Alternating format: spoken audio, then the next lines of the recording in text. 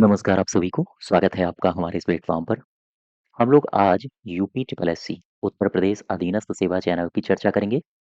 यहाँ से 2 नोटिफ़िकेशन आई हैं और अगर आप लेखपाल की परीक्षा की तैयारी कर रहे हैं, तो आपके लिए बहुत महत्वपूर्ण नोटिफ़िकेशन है। क्योंकि यहाँ पर आयोग ने कुछ इशारे दे दिए हैं कि वो परीक्षा कब करवाएगा।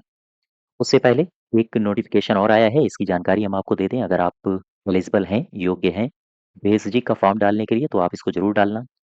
ये नोटिफ़िकेशन 28 को आया है और 9 तारीख को इसका ऑनलाइन आवेदन शुरू हो रहा है। 29 तक चलेगा, तो 29 तारीख आने से पहले-पहले आप इसका फॉर्म डाल दीजिए, चूँकि बाद में फिर बहुत दिक्कत होती है। इसमें कितने पद हैं? टोटल है 560। वैकेंसी अच्छी है, 2800 ग्रेड पे की है, ठीक है? अनारक्षित के लिए 224 हैं पद, 118 एससी के लिए हैं, एसटी के लिए हैं 11 और ओबीसी के लिए हैं 151, ईडब्ल्यूएस के लिए 56 है। उसमें योग्यता क्या माँगी गई है, योग्यता देख लो। अगर आप साधारण ग्रेजुएशन या पोस्ट ग्रेजुएट हैं, तो फिर ये आपके लिए नहीं है। बेसिक यानी कि फार्मेसी का डिप्लोमा रखता हो, ठीक है? तो अगर आपके पास ये है, भी आप इसमें फॉर्म डाल सकते हो। अब यहाँ पर इसमें सिलेबस क्या पूछा जाएगा, तो एक 65 नंबर का विषयगत ज्ञान आपसे पूछा जाएगा, यानी जो भी फार्मेसी से संबंधित क्वेश्चंस होंगे वो पूछे जाएँगे और इसके अलावा ये कॉमन है, 35 अंक का यूपी जीके और कंप्यूटर। तो UP GK, computer, UP GK है 20 नंबर का, कंप्यूटर है 15 नंबर का। तो ये तो कॉमन है, चाहे लेखपाल हो, चाहे लोअर पीसीएस हो या फिर कोई भी परीक्षा हो, ये कॉमन है। तो आपको ये 35 अंक तो कंप्लीट करने ही करने हैं, ठीक है? अब इसके अलावा एक नोटिफ़िकेशन और आई है, लेखपाल की परीक्षा से संबंधित, तो यहाँ पर आओ ज़रा। सबसे पहले तो कैलेंडर आयोग ने जारी किया है और ये अच्छी खबर है कि कैलेंडर आयोग ने जारी कर दिया है। 11/1/2026 से इसने पूरा डेटा दिया है कि आगे हम जून तक क्या-क्या करवाएँगे। जून 2026 तक पूरा ब्यौरा दे दिया है 6 महीनों का। अब यहाँ पर आयोग ने 3 तारीखें आरक्षित कर दी हैं। जैसे गौर करना, ये 3 तारीखें हैं। बाकी तारीखों में उसने बता दिया है कि हम क्या-क्या करेंगे, कौन-कौन से किन-किन पदों के लिए साक्षात्कार करेंगे या फिर कौन-सी परीक्षाएँ करवाएँगे। लेकिन ये तारीख आरक्षित है 26 अप्रैल, आरक्षित तारीख है 3 मई और आरक्षित तारीख है 21/5 यानी कि 21 मई। तो ये जो 3 तारीखें हैं, इन्हीं 3 तारीखों में आपकी लेखपाल की परीक्षा लगी हुई है।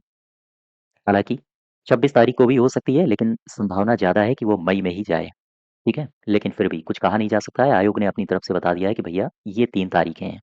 अब आप देख लो, आपकी तैयारी कैसी रहती है, ठीक है? तो कुल मिला के नज़दीकी तारीख को ध्यान में रख के आप अपनी तैयारी करो।